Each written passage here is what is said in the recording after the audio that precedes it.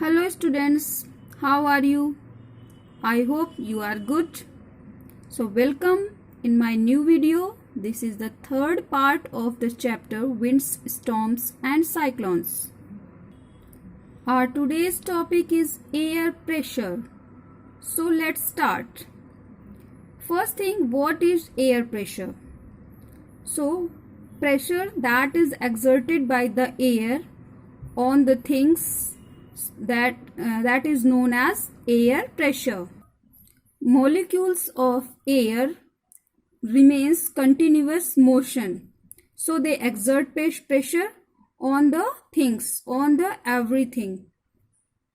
When you keep air in any container, so molecules of air exert pressure on the walls of the container.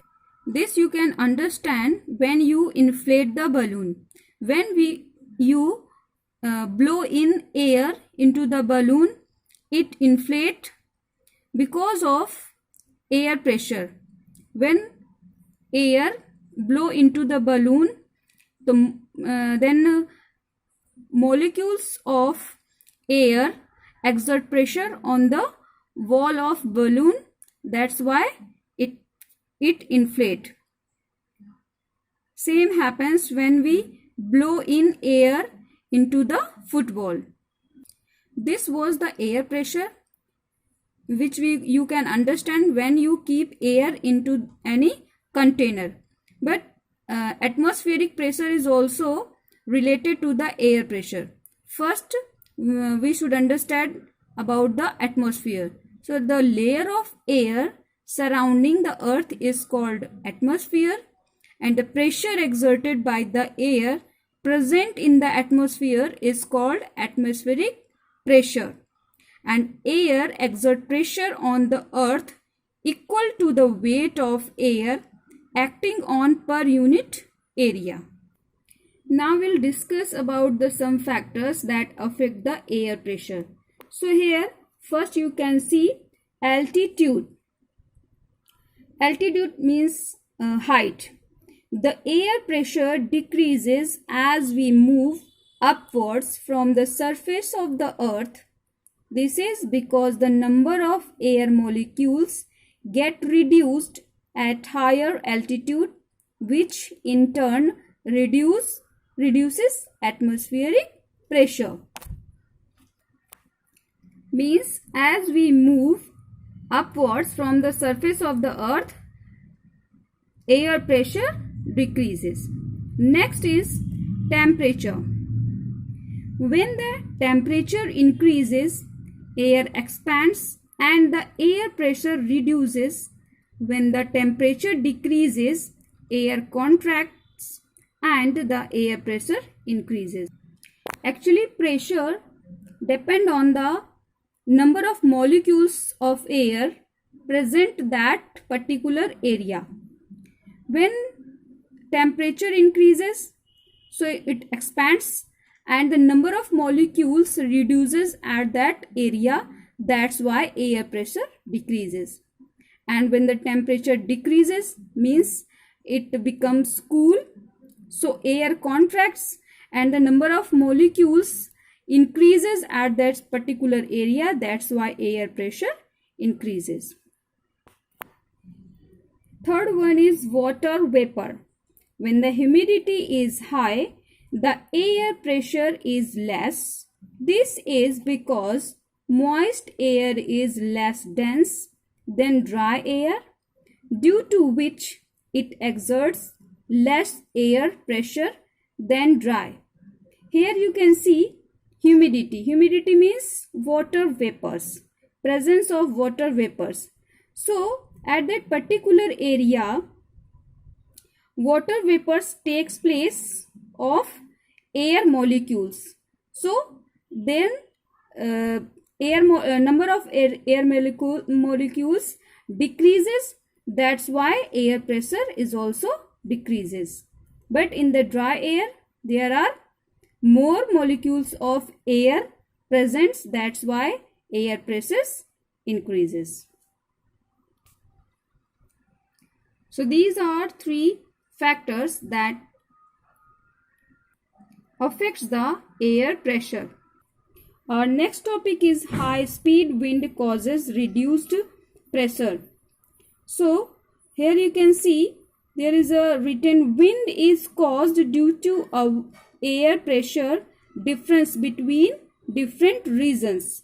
Wind blows from high pressure region to low pressure region. To understand this statement, we'll do an activity. Now you can see the diagram that is based on the activity. So for activity, take two balloons of equal size, a wooden stick, thread and water.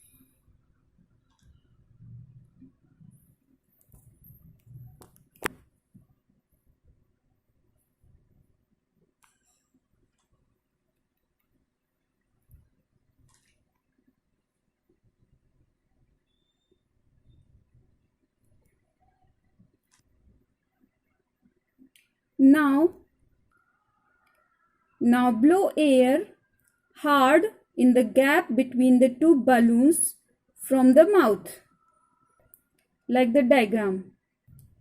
So you will see the balloons come closer to each other. Why it happens? Why both the balloons come closer? Because when the high speed air moves through the gap in between the balloons, the pressure of air falls in the gap. The air pressure on the other sides of the balloons being higher pushes the two balloons towards each other and brings them closer. So by this activity we understood that the high speed winds are accompanied by reduced air pressure. When wind blows with the high speed, it also blows a large amount of air from that region. As the quantity of air molecules get reduced, the air pressure get reduced at that region. Thus the high speed wind causes reduced pressure. And that is the reason that air also lift the any particle or anything, and because of this reason aeroplane can fly in the sky. Now we'll understand how aeroplanes fly. You can see here the diagram. This is, suppose this is the wings of aeroplane and air is moving from the upper side of the wing and this is the downward side of the wing. So the wings of aeroplane are designed in such a way that the air above them moves faster than the air below them. So when the aeroplane runs on the runway, in order to take off, the air above the wings moves faster. The air pressure becomes very small as compared to the pressure below. So that's why it pushes the upward and make a lift that makes the plane fly, and birds also fly in the same way. Now we'll understand this phenomena with the help of this activity. For this activity, take a strip of paper like this and hold it in front of the mouth and try to blow air. When you blow air, it lifts upward, because when you blow air above of the strip, so air pressure reduces here.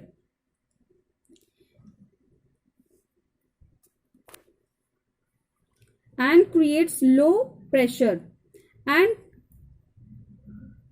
here down of this strip there is a number of molecules is more. That's why here air is at high pressure.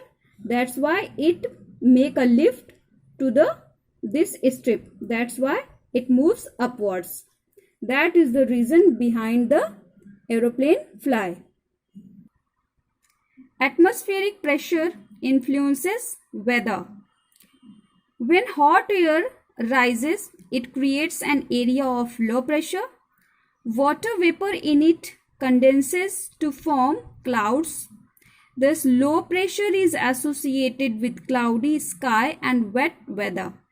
Conversely, the cold air sinks and creates an area of high pressure. It means condensation cannot occur. Thus, high pressure is associated with clear and sunny sky. So, today we have discussed about the air pressure. So, we will meet in the next video with the new topic. Till then, be happy and bye-bye.